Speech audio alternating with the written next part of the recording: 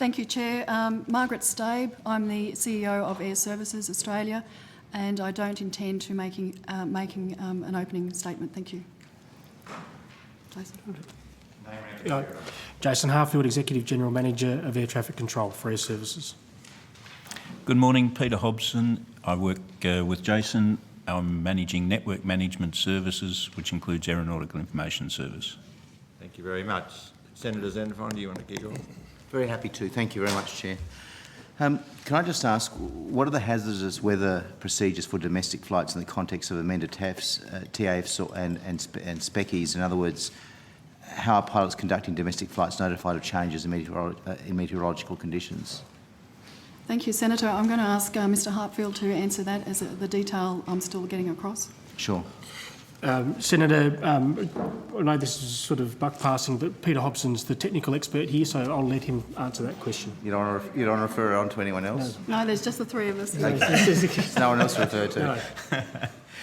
No. Senator, just run through that question for me again. Sure. What are the hazardous weather procedures for domestic flights in the context of an amended TAF and or SPCIs? In other words, how are pilots conducting domestic flights notified of changes in meteorological conditions? Thank you. For a pilot of an aircraft can expect a service from the unit managing where the hazardous weather might occur. So on the ground, you mean? Yeah. So in this case, Norfolk Island?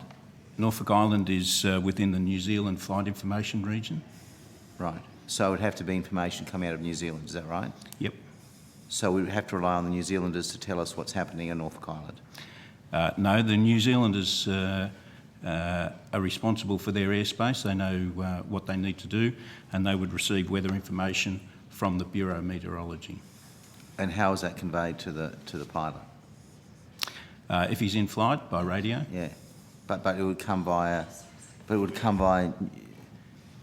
I mean, in terms of HF or HF. But how does it? So New Zealand's aware of a deteriorating weather condition on Norfolk Island. Then what happens? It would then go to Airservices Australia where? No, the unit in communication with the aeroplane would provide that service. So it'd be out of New Zealand? Yes. So what are the differences for international flights in Australian managed airspace? In other words, are the procedures for notifying pilots in flight of changes in meteorological conditions identical for domestic and international flights? I'm not aware of any differences there, Senator, no. Could you take that on notice if there are any differences? Flights to external territories, how are they treated to Airservices? Are they treated as domestic or international? I mean, how would you classify Norfolk Island? The flight from Samoa to Norfolk Island is what we're looking at, yeah? Yeah.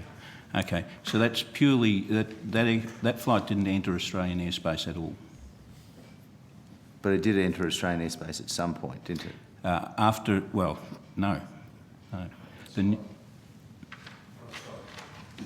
No. So is there a zone around Norfolk Island that would classify it as Australian airspace? It's an Australian territory, but the airspace is not Australian. Okay, so it's exactly the same, in fact, for Cocos Island or Christmas Island. I'm not quite sure. One of them's in Jakarta's airspace. Right. So there are two airports in Australia that are Australian territories and Australian citizens there, if you like. But the airspace that overlies them is operated by another jurisdiction. Can you just explain? I'm just trying to get the context here. What are our international obligations in regard to the sharing of hazardous weather information with other air traffic services organisations? Senator, I might be able to answer that particular question.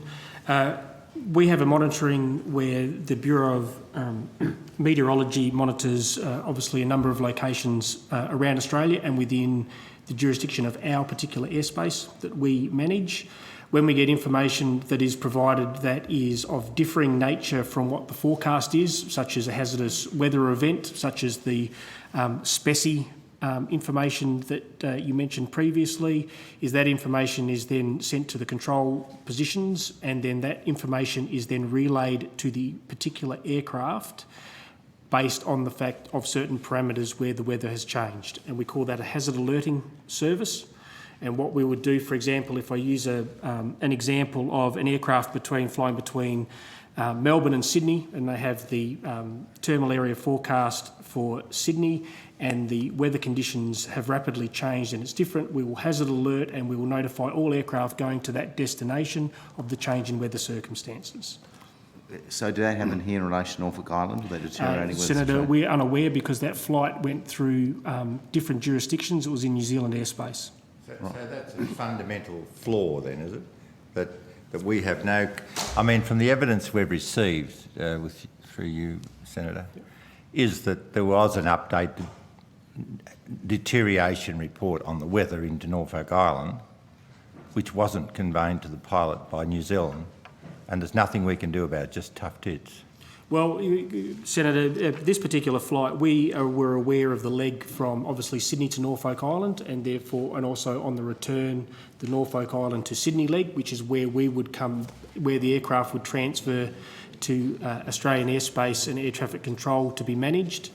The flight between Samoa and Norfolk Island were in other jurisdictions, and so we are not aware of what was going on in that flight. So for future planning, so we don't have a repeat, have you been in touch with New Zealand Bureau of Met to get an understanding of what went wrong?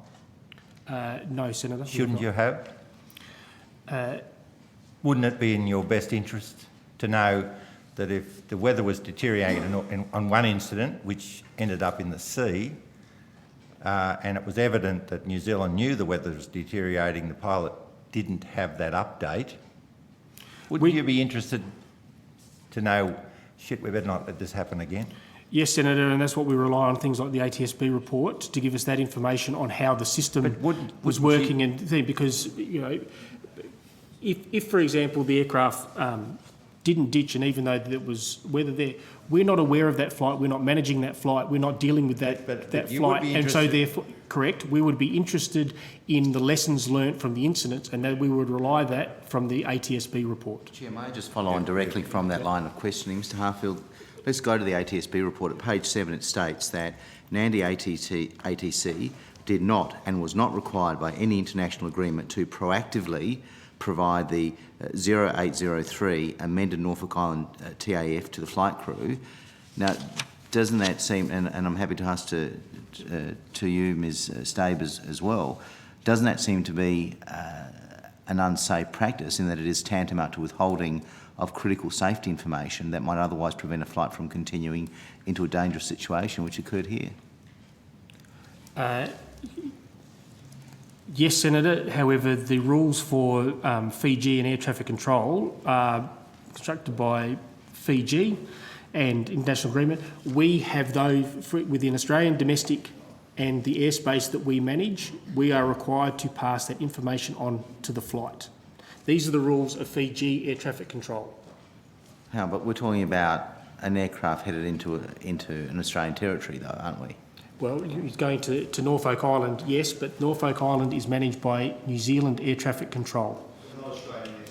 It's not Australian airspace. It's not Australian airspace, but does Airservices Australia, are you saying that because it's managed by New Zealand, there's nothing you can do about it? I'm not saying there's nothing that we can do about it. We can talk to our New Zealand colleagues about... Well, have you spoken to your New Zealand colleagues about the Pelair ditching? No, we have not. It's been three years. What day was it? The 18th or the 19th? When was the ditching? But can we... The 18th, so it's 3 years and 1 day. Sorry to interrupt, but you did say, Mr Harfield, because I'm interested too, sorry, Senator Xenophon, but you would do that if there was a recommendation from ATSB, did you say that? I think we need to just put a couple of things into context. You have CASA, which is the air safety regulator, who provides the rules and procedures that are being done by. And we are the air traffic service provider, and we provide services based on the rules and regulations that are set by CASA. And so we're applying the rules as set. When there is a recommendation that comes out where you will have another air traffic service provider that may have a particular issue, we'll have discussions with that service provider about the issues that we see, because we're surrounded by 11 different flight information regions, so we're in constant contact with our neighbouring air navigation service providers, but at the end of the day, we can talk about those particular issues, but they also work under the jurisdiction of their safety regulator and apply the rules that their safety regulator does. So, in fact, this would be a matter for the Civil Aviation Authority of New Zealand. Yep. Sorry, Senator Xenophon. That string of those comments points to the fact that if there was a recommendation coming out of an accident report that it would be an enhancement to safety for a neighbouring service provider to proactively push an equivalent of a hazard alert, then you would act on behalf of the government to talk with your peer, but that would need to come from a recommendation that CASA picked up, which was then put as a requirement. Does that all lead to the fact that ATSB reports should in fact have recommendations? Because if there's no recommendation, where would you take your action from?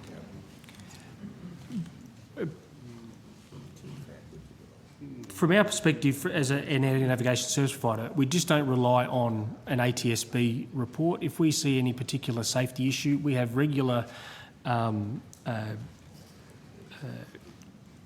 meetings and discussions with our neighbouring air navigation service providers talking about the number of safety issues that come to our attention. It may not necessarily be in an ATSB report. So we're constantly having those discussions with them to try and improve the integrity of the system per se. So how long has it been since this accident? 2000. It's 1,097 days. How many meetings have you had with your New Zealand counterparts since this accident? We probably would have had probably about twice a year. But this particular issue is something that we did not know the intent of what was being passed to that particular flight, because it's New Zealand Air Traffic Control with the Pelair aircraft, and the same with Fiji Air Traffic Control with the Pelair aircraft. Not until the ATSB report was released did we aware that there could have been a deficiency with the passage of weather, and it would be something that we would discuss in our normal regular, but New Zealand Air Traffic Control will be doing their own particular review. Chair. I want to just make sure that it's just understood of where our role is, reference the rules and procedures of a foreign jurisdiction. Sure, I accept that. What we're looking for, though, is, the intent of this committee is to make sure that we have the most proactive approach to enhancing air safety. And what that means is that occasionally we expect people to lean across the boundaries of their organisation and say, we see something that needs to occur, and if it's not within your current powers or within the rules, the expectation of the reasonable person is that that will be flagged so that this place that makes rules can take appropriate action. And so I guess we would welcome discussion around what proactive steps Airservices has or can take, as opposed to saying, well, that's the regulator's problem. So forgive us if we appear a little tetchy on this, but we're hearing a lot of that's someone else's responsibility. Yeah. No, and let me add to that in the sense that that's not actually what I'm saying. All I'm saying is the head of power for certain rule changes sit with the relevant regulator. Understood. And that's the point that I'm trying to make. When it comes to discussing aviation safety, I will use an example to our northern neighbours, both in Papua New Guinea and Indonesia. We are in regular contact with them on, again, a 6-monthly basis where we're either travelling up there or they're travelling down here. We're going through all the incidents that we've recorded between the two particular areas and trying to work to make the system a better and more safer system, and that is regardless of the regulators. We are reaching across the boundary. I'm going to go back to the fact that we Senator haven't Xenophon. reached across the boundary per se to address this particular issue is a different matter. I think rather than have to accuse you of don't ask, go tell, we'll go back to Senator Xenophon. Like the US Mr. Army. Harfield, further to Senator Fawcett's very pertinent line of questioning, you're all over the shop on this. One minute you tell us that you've got a role to reach across with other agencies, but nothing's happened here after 1,097 days since the Pelair incident. Firstly, you've agreed, while the chair was out the room, you've agreed that that it is an unsafe practice in terms of NANDI ATC did not and was not required by an international agreement to proactively provide the 0803 amended Norfolk Island TAF to the flight crew. Have you done it? You agree that's unsafe, yet there has been what meetings, what discussions, what active steps, proactive steps, as Senator Fawcett's mentioned, have you taken to deal with what is an unsafe practice? Senator, first of all, I did not say it was an unsafe practice. I've said that we have a different procedure here in Australia where we actually pass the hazard alerting. Do you agree that it's withholding critical safety information? I think you did. No. What I'm saying is if you don't mind, there is. If you don't mind, I'm chairing it. Well, give him a chance. No. But the point that we want to make is, it seems to me that there is a fault line in the transfer of information from New Zealand in this case, which is the point Senator Xenophon is trying to make. We're not saying that you're the cause of the fault line, but don't you think it is a bit bizarre, the present arrangement?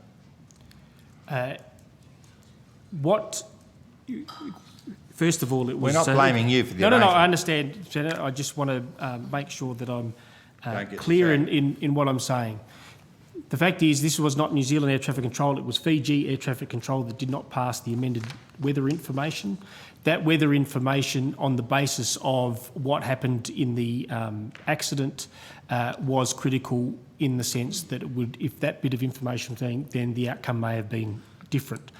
I'm reluctant to say that the procedure is unsafe because I don't have the broader information on what's going on. Here was a piece of information that should have been passed to the aircraft and could have prevented a different outcome. But Mr Hartfield, if we could step back a bit, you've conceded that was a piece of information that could have been critical information.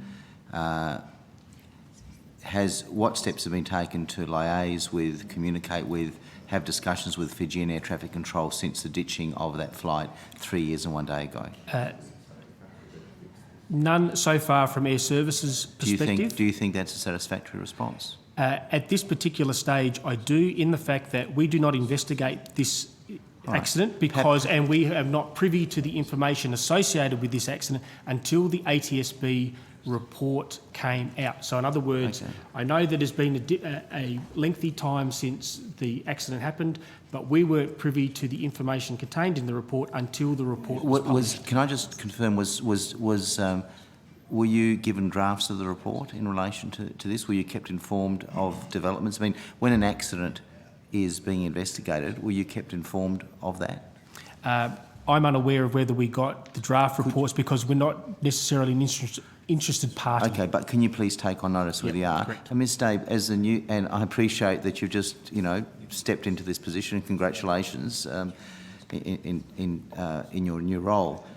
Do you have concerns about the fact that your organisation hasn't appeared to have taken any active or proactive steps, as Senator Fawcett has referred to it, in relation to something that occurred? We know the aircraft ditched.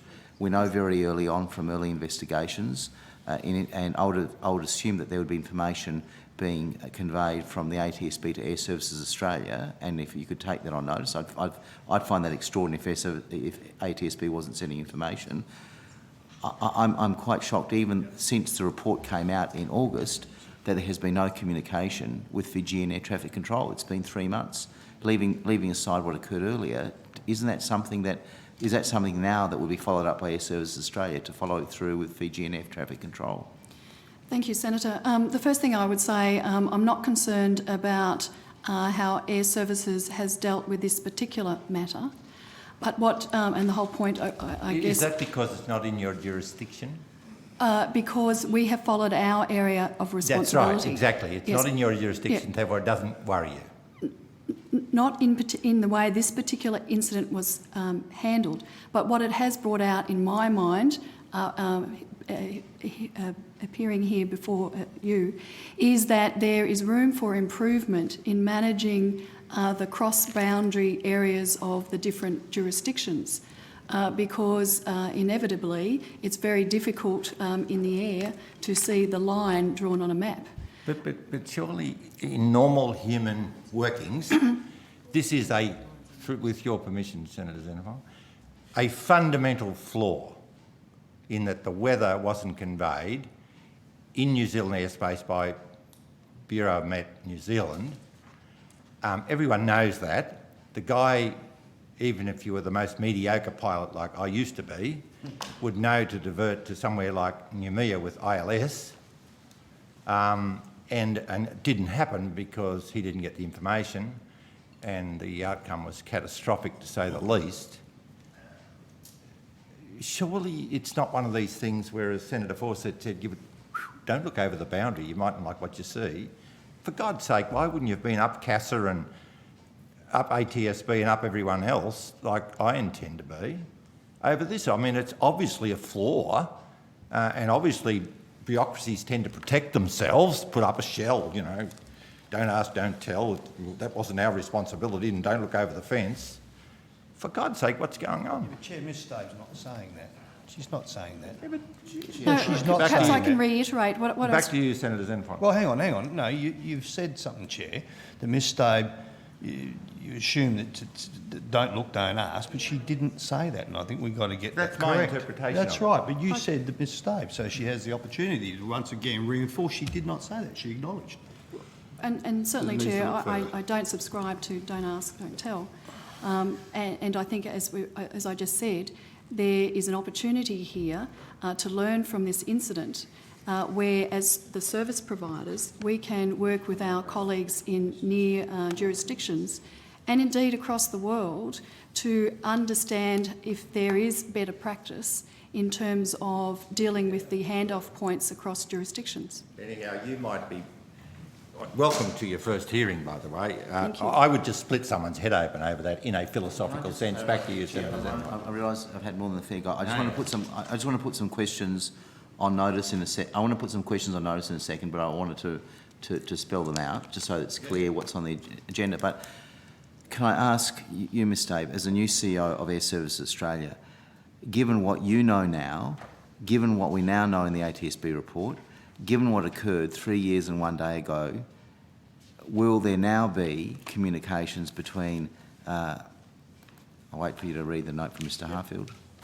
Will there now be communications between Australia and Fiji Air Traffic Control and New Zealand Air Traffic Control so that this sort of information, this sort of critical safety information can be conveyed to pilots en route?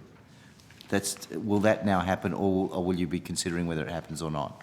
No, it will happen, Senator, and the first opportunity to discuss the issue is at the Pacific Forum, where many of the players that we've talked about will be... When's the Pacific Forum?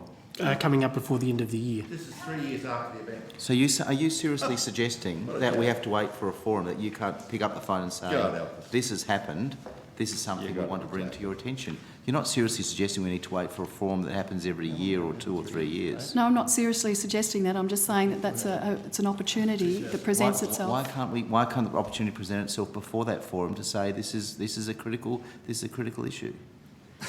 Well, that particular opportunity is coming up in a couple of weeks. So it won't be before the forum. With great respect, I'd have been on the bloody phone the next day. I mean, it's 3 years ago this happened.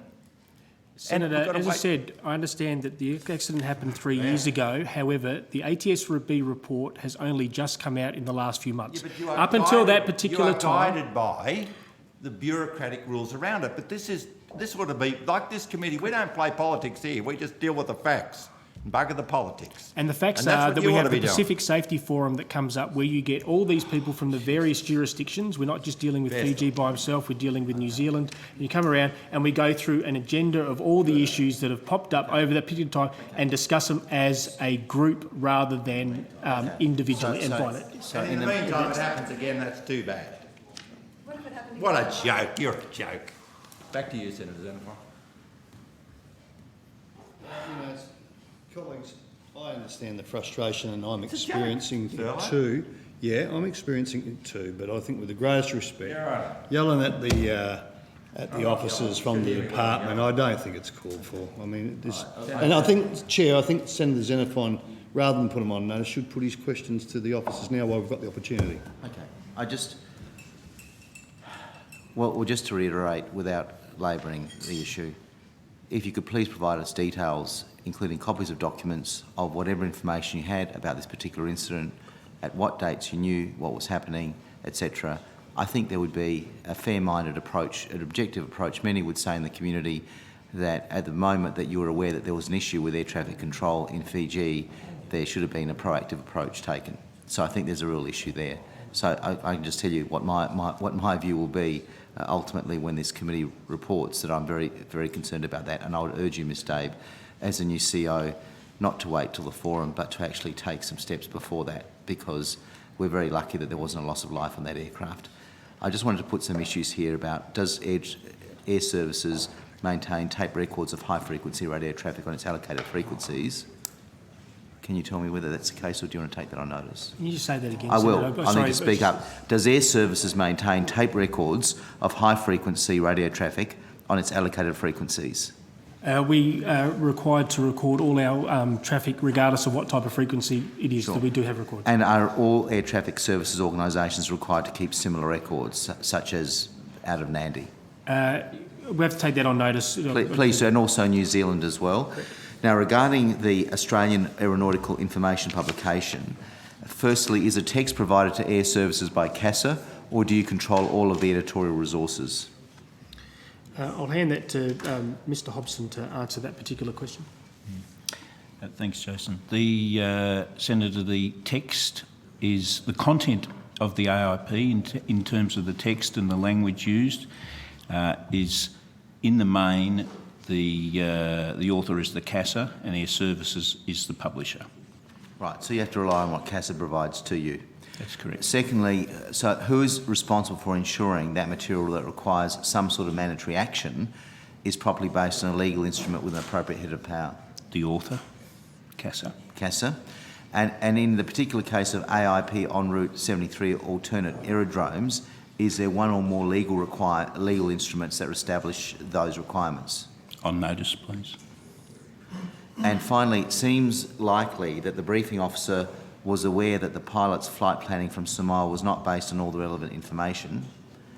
Has Airservices issued any instructions or information to staff accepting flight plans in regard to a potential duty of care if they become aware that the flight plan submitted is based on an out-of-date or superseded information? And is there any vetting of flight plans carried out? I might take that one on notice as well, I think, yeah.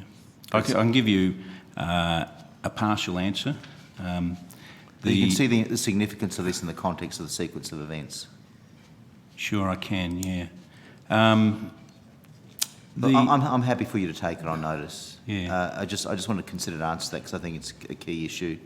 Yeah. And finally, Ms Dabe, is there any likelihood that that Fiji Air Traffic Control, your Fijian counterparts, will be contacted prior to the forum in relation to this incident? Yes, Senator. Thank you. Have you ever struck in your, well, probably it's an unfair question, has Airservices Australia struck any incidents of a control tower giving clearance to land and you clear to land, I'm going to lunch? Sorry, Chair, can you say that again? Where an air traffic controller anywhere on the planet Yes. has said to incoming air traffic control, you clear to land, I'm going to lunch now, long before the plane got there.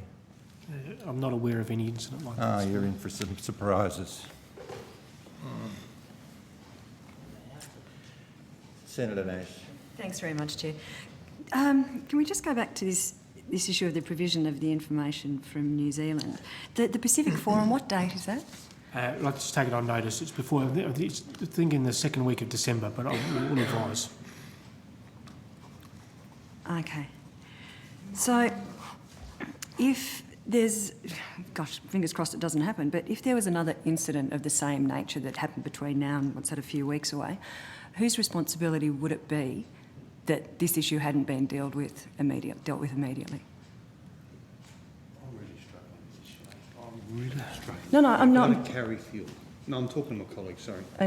Sorry, who's me, Chair?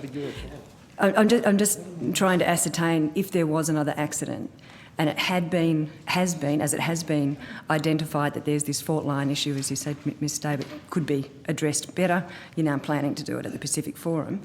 Whose responsibility is it if there's another accident and this hasn't been addressed? It seems to me, Senator, and as you appreciate, I am still learning, but in the first instance, it would be the New Zealand regulator that would have to step in that instance. What I'm saying here is that there is an opportunity for us to work in a better community practice, and that's a good thing. But we all have our specific roles to play. No, I understand that, and I take the point. You work within the framework that you have, and take that completely. But what has been identified is this anomaly. Yes. And so what I'm trying to ascertain is, and I take your point, New Zealand would be responsible, but they're not required to provide this information. This is the whole point.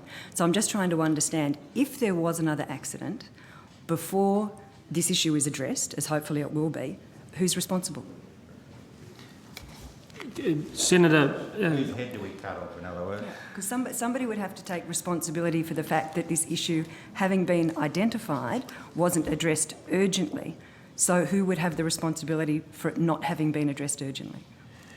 The fact that this information is now available, and I'm assuming that the ATSB report would have been given to the Civil Aviation Authority of New Zealand as well as the regulator in Fiji, and because that's their rule set or their regulations and they haven't taken action on it, if something then occurs, then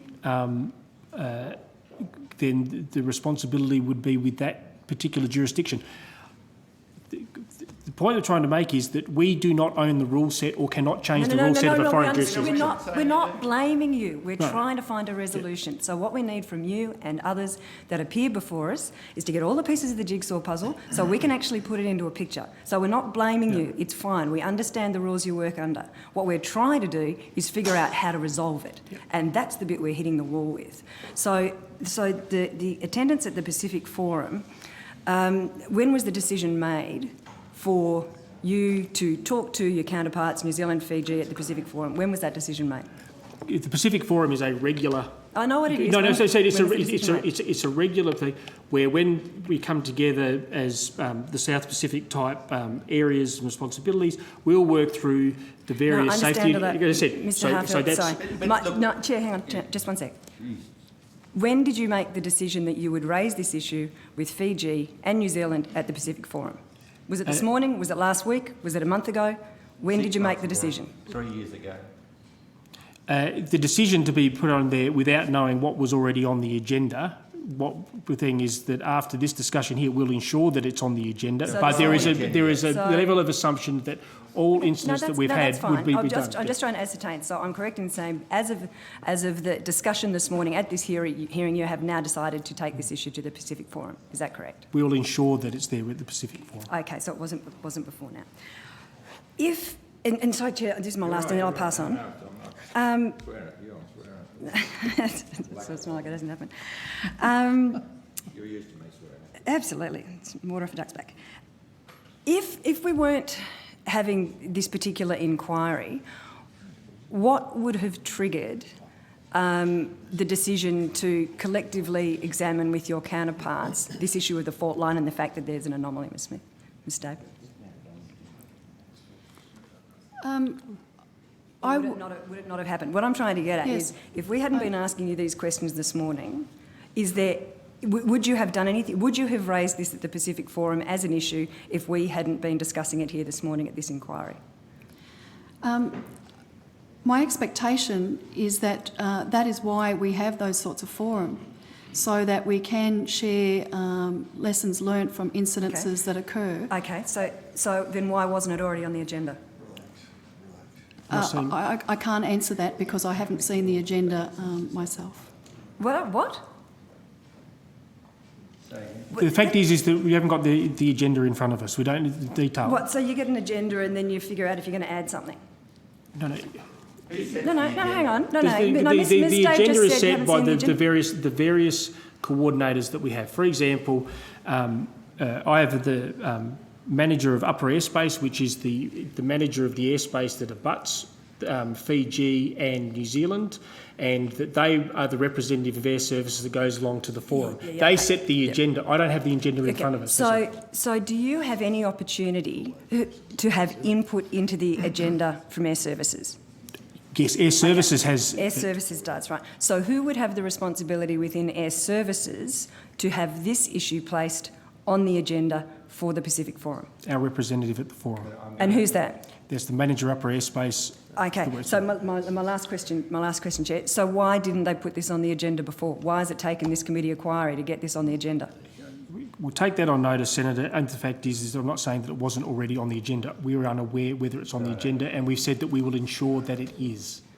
It could already be on the agenda. I find I'm it just unaware. Extraordinary that you don't know whether or not this issue is on the agenda for the Pacific Forum. That is extraordinary. Can I say with some respect, if your mum or dad or one of your kids was in the plane, I'll bet it would have been. Can I just ask one question, then I'm going to move, don't answer that. I'm going to move to Senator Fawcett. How many Pacific Forums have we had since the accident? Senator, we'll have to take that on notice. You are a perfect bureaucrat. Thank you, Senator Fawcett. Just like to ask some questions about some of the points that came up in the report. RVSM airspace was subject of considerable contention from several witnesses. Have you had any correspondence from your regional counterparts about Australian airspace seeking to transit through RVSM airspace where they're not certified? Sorry, Senator, can you just say the last part of that question again? Have you had any correspondence from your regional counterparts about Australian aircraft seeking to transit through RVSM airspace on a regular basis when they're not certified for RVSM? We get that on a fairly regular basis because there are aircraft that are not RVSM approved. The way the RVSM airspace is constructed in the Australian jurisdiction is that we will allow aircraft on an as-is basis to operate in there if they're not approved, but if in high-density type environments that they'll be asked to go below the RVSM airspace. But having aircraft that are non-RVSM approved is a relatively regular occurrence. Okay. Do you ever pass on to the operators of the aircraft concerns that have been raised with you by regional counterparts? Yes, we do. We pass that on. Could you take us on notice and let us know if you'd passed on to Pelair concerns about their Westwind aircraft? Because the context to that clearly is that the pilot felt some pressure not to intrude into RVSM airspace and had felt that he'd made that point clear. But I'm just interested to know what has come back through the official channels. He also talked about Noumea and whether or not the aircraft was cleared to operate into or out of Noumea.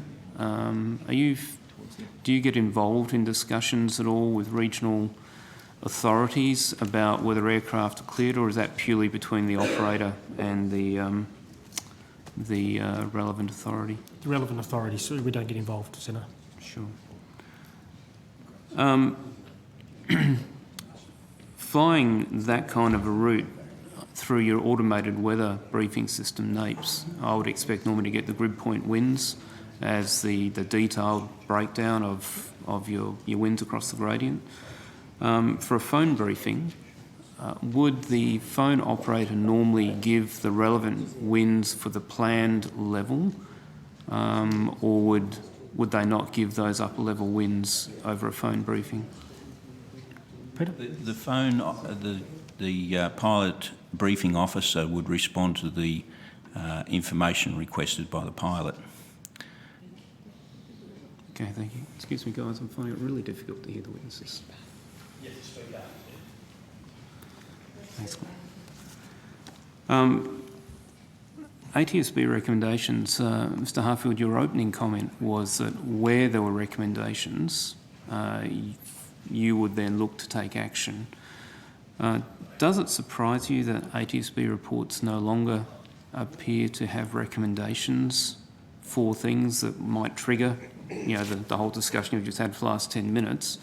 The simple concept would be you'd have a report that said, here's an issue, we recommend that the Australian government contacts its counterparts and sees what can be done.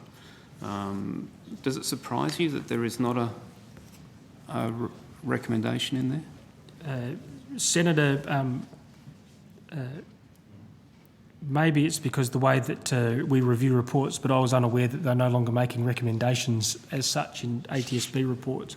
Because when any ATSB report comes in, we look at the relevant safety factors that have come out of the particular report, and then we cross-check to whether we have actually done already something about it. This is from an air traffic perspective, or where there may be a gap between our investigative process and we track everything that comes out of an ATSB report from like safety factors or whether there were previously recommendations and track them through to resolve them. So I'm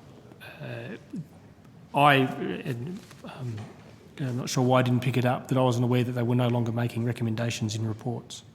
Okay, so your internal tracking system, you have a committee or something that meets, every 6 months, every year, and reviews for each of those items that's been flagged is up to? How does that... No, the review is done on a much more quicker cycle than that. What we do is that when we get, whether it's the safety factor or a recommendation from an ATSB report, we put that into our, what we call our safety action incident reporting tracking, and those particular recommendations are then assigned responsibility to the various areas. So, for example, an air traffic control related recommendation will be assigned to me, and I take responsibility for it, and then put in the process of addressing that, and then there are milestones in there, and then I'm held to account on meeting those particular milestones. You received recommendations, sorry, Senator Fawcett, from ATSB, even though ATSB allegedly doesn't make recommendations, but you receive them. Do you then make recommendations, or is that without? No, there are two processes that go on. Say, for example, we have a particular incident that the ATSB is investigating. We investigate ourselves literally straight away because we want to check the integrity of the system. We will do our own investigation. That will have recommendations or safety improvement actions associated with them that we will take action on. When the ATSB report finally comes out and then we get it, we obviously cross-check to make sure that what we have done has been identified, and if there are any gaps, and then we will take further action as required. So we don't make any recommendations. Being in charge of the operation, I receive the recommendations and have the accountability for actioning them. So who are you accountable to for having carried out those actions? The Chief Executive Officer and the Board. Okay, and is that a formalised process? Yeah, it's reported on monthly, and tracking against SARES goes to not only the Chief Executive but also to our Board Safety Committee on at each of their meetings. Okay, so if you had a job offer you couldn't refuse and somebody else came into your role, there'd be a process whereby all the open action items would... It's not personality driven as such, it's role specific, and that system is there to ensure that, and the reporting against it, the action is taken. Sure. You've highlighted a couple of times, and I completely understand that you implement regulations that are made by CASA in many instances. If in your review of an incident, you believe that there should be a change in the regulation so that you can implement it differently, do you make a recommendation to CASA that they look at that?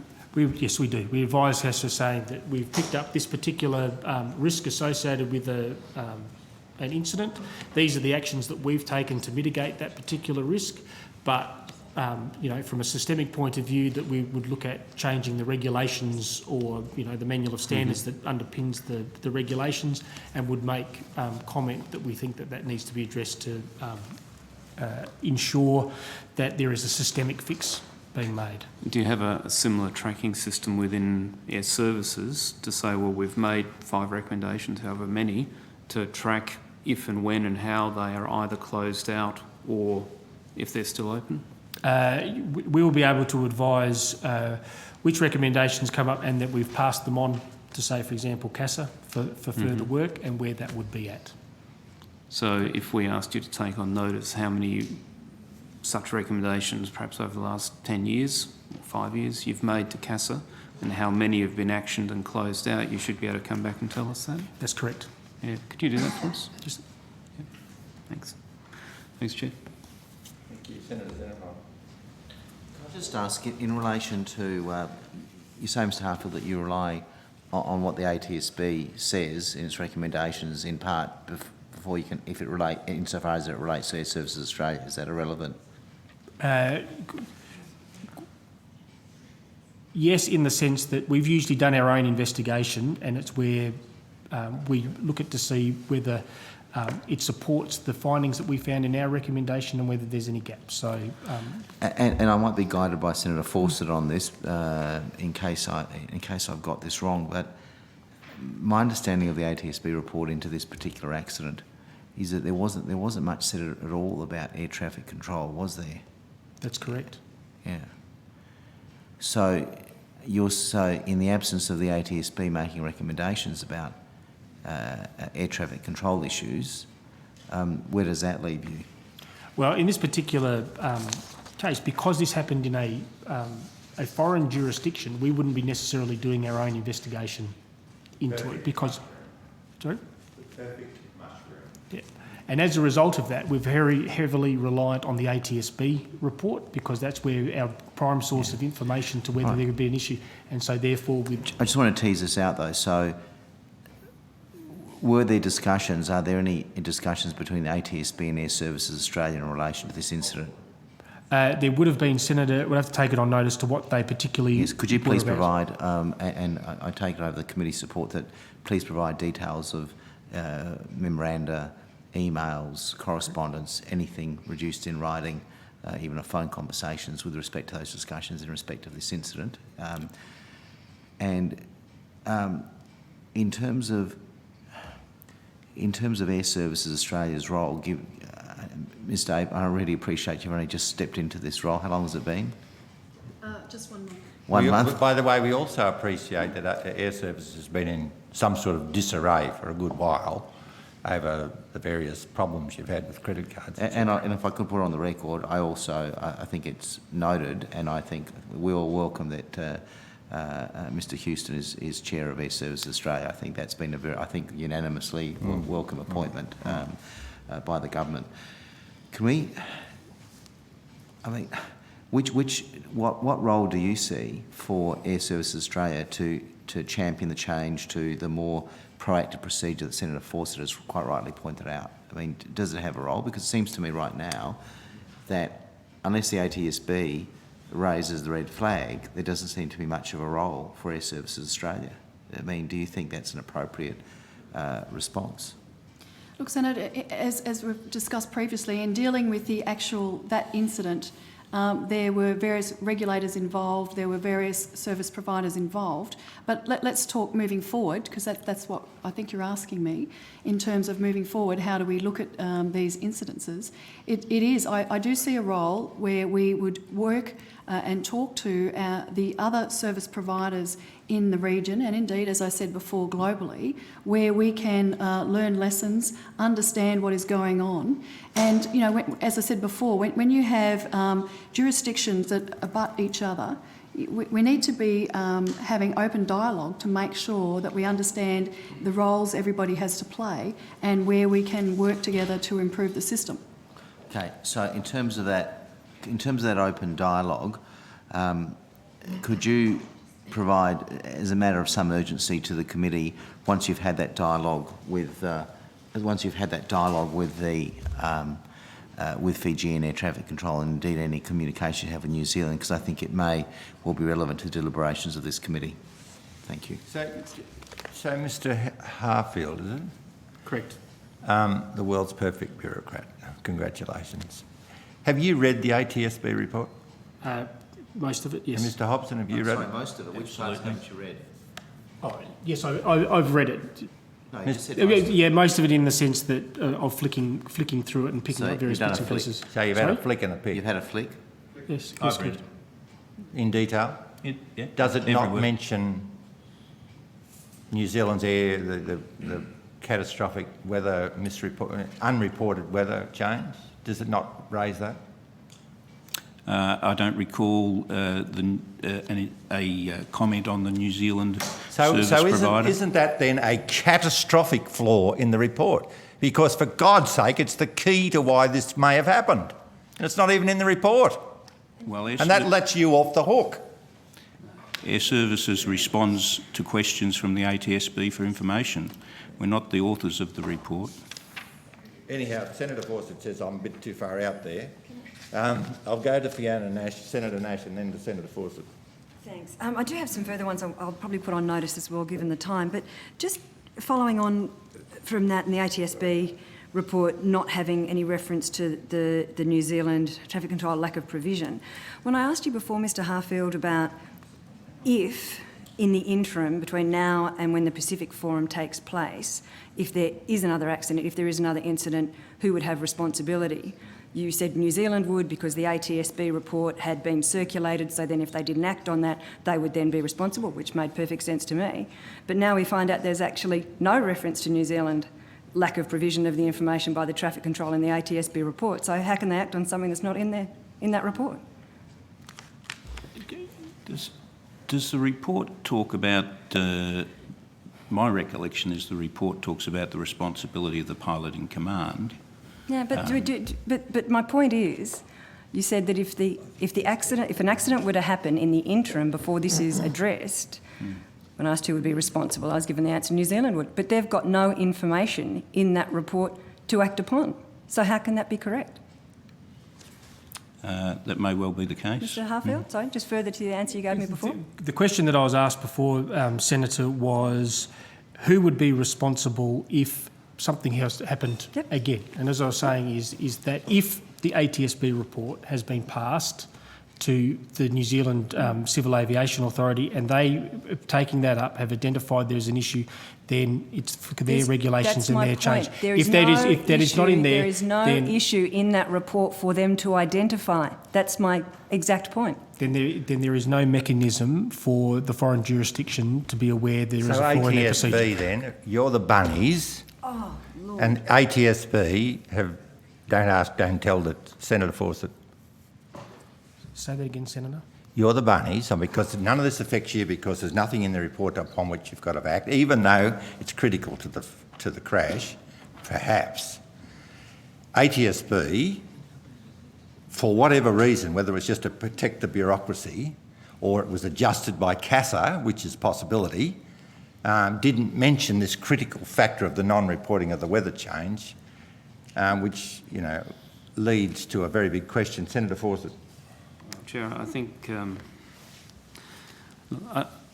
I think the thing that the committee is struggling to come to is that there's been many witnesses who are pointing a finger of blame at particular incidents. Australia has been a leader in aviation safety for a number of years through its fairly robust adoption of a systems approach, and James Reason is the classic person who's driven that. And so clearly the actions of the pilot in command and his decisions around flight planning and fuel have a role to play. So the actions of the company in terms of their check and training, etc. But each slice of the Swiss cheese, as the James Reason model is often laid out, has the potential to prevent the accident. So the importance that the committee is placing on incidents such as a proactive alert to the pilot that there is now a hazardous situation is not the reason the accident occurred, but it is one of the defences that may well have prevented the accident. And if Australia is to remain at the forefront of open, transparent and effective aviation safety, then one of the roles of this committee is to make sure that our organisations collectively keep working towards having a very open discussion around that system safety approach and making sure that each of those barriers are as effective as they can possibly be. That, I guess, is the intent behind a lot of the questioning this morning, in that we see that whatever else occurred, if the pilot had been made aware proactively about the hazardous situation that now existed, then perhaps he would have made a different decision. Now, should he have been in the first place? Should he have had more fuel? They're all other slices of cheese. We're concerned with this one. So I guess the thing we're really trying to establish is if the ATSB report had a recommendation that said this was something that could have prevented the accident, is it possible to have it put in place for the future then you would have taken action on that as a matter of course. Is that a correct assumption? That is a correct assumption, Senator. And without that recommendation being there, it is a matter of some conjecture at the moment as to whether or not that would or would not have been raised at a future forum. Is that a fair assumption? That's a fair assumption, Senator. Okay. The last point I wish to raise then is, under the current model, if ATSB come across something they think is essentially one of those slices of Swiss cheese in the recent model, and they came across one which was whether or not existing legislation directed a pilot to make a decision that he had to divert if the weather minimas went below alternate or landing minima, they contacted the regulator. And they said, hey, regulator, here's a critical safety issue, and they thrashed that through. Do they have a similar mechanism where if they see another slice of Swiss cheese, i.e. the pilot wasn't advised of this new hazard, do they come to you as the relevant body? Although it's not your rule set, you are the Australian point of contact to speak to regional players. Do they come to you and say, we think there's an issue here, can we discuss this? Did they come to you in this case? In this regard, in this particular case, I have to. I don't recall, and I don't think that they did.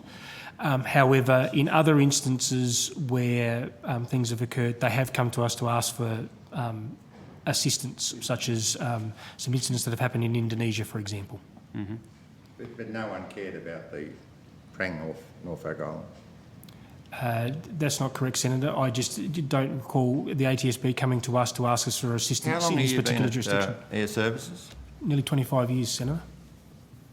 I think you need to change your career. Can I just clarify that if ATSB did come to you in the same way they came to CASA and said, here is something that potentially could be a barrier to a future accident, that would be significant or that would be sufficient trigger for you to then take that on corporately and see what action you could take with your regional partners? Yes, Senator. I'll answer that, and absolutely, Senator. Yeah, okay. And that's fine. And that's what we're trying to look at here. We're trying to ascertain what are the things that we can drive into the relationships between departments to make sure that we wrap up the system safety to the best extent possible. Okay, no further questions. Thanks, So Chair. you've taken on notice to let us know how many Pacific forums have been since the crash where this hasn't even been thought about. Have you been to those specific forums in the meantime? Not personally. No. Who does? Who goes? The person that reports to me, they're in charge of the airspace that abuts those particular areas. And who is that? It's my manager, Upper Airspace Services, Who is that name? Mr. Doug Scott.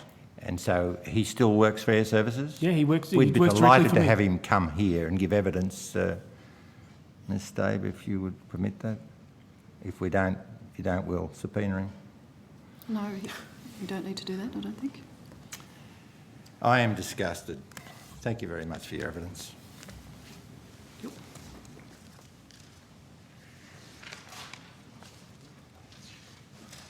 Chair, could I just please call a hands up?